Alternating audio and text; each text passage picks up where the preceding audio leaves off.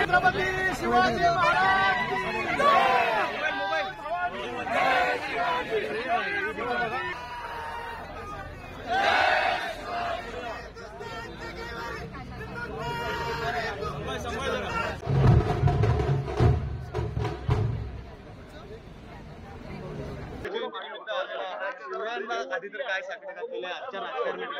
नुसतं आम्ही त्यांच्यासमोर नतमस्तक होतो.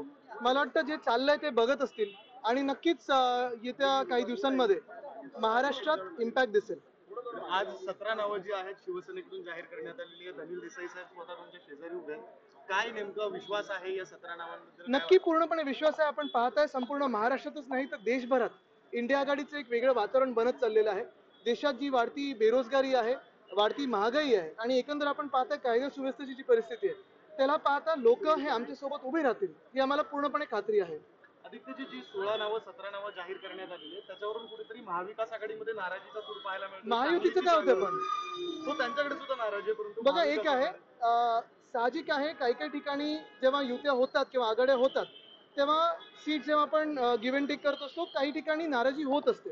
हे साहजिक आहे कारण सगळेच कार्यकर्ते लढत असतात एखाद्या विजयासाठी.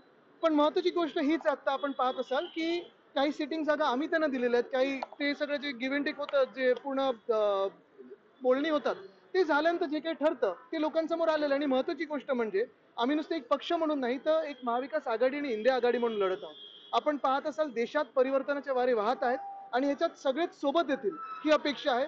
कोणाच्या तरी वैयक्तिक काही कारणांमुळे कुठेही दगाफटका होऊ नये ही सगळ्यांची अपेक्षा आहे. नाराजी पूर्णपणे दूर होईल का? मला वाटतं एक आहे जसं मी सांगितलं ना काही आमचे कार्यकर्ते त्यांचे कार्यकर्ते आपण आता पण पाहिलं असेल एकाही शिवसैनिकांनी आघाडी विरोधात काही बोललेलं नाही किंवा पाऊल उचललेलं नाही. आम्ही उचलणार सुद्धा नाही कारण आम्हाला पूर्ण मनात हे सगळं पटलेलं आहे की इंडिया आघाडी असो महाविकास आघाडी असो आम्ही सर्व असो या देशासाठी लढत आहोत, महाराष्ट्र हितासाठी लढत आहोत, स्वतःच्या स्वार्थासाठी लढत नाही आहोत, स्वतःच्या करिअरसाठी लढत नाही आहोत.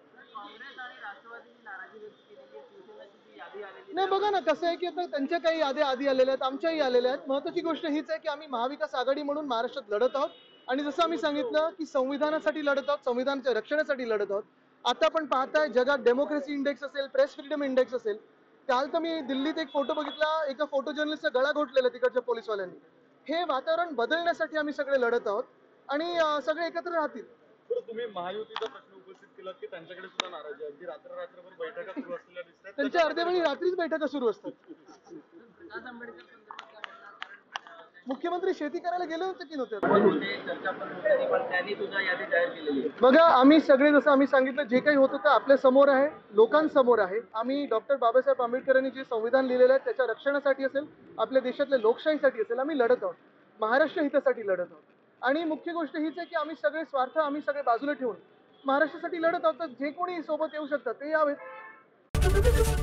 एबीपी माझा, उघडा डोळे बघा नीट.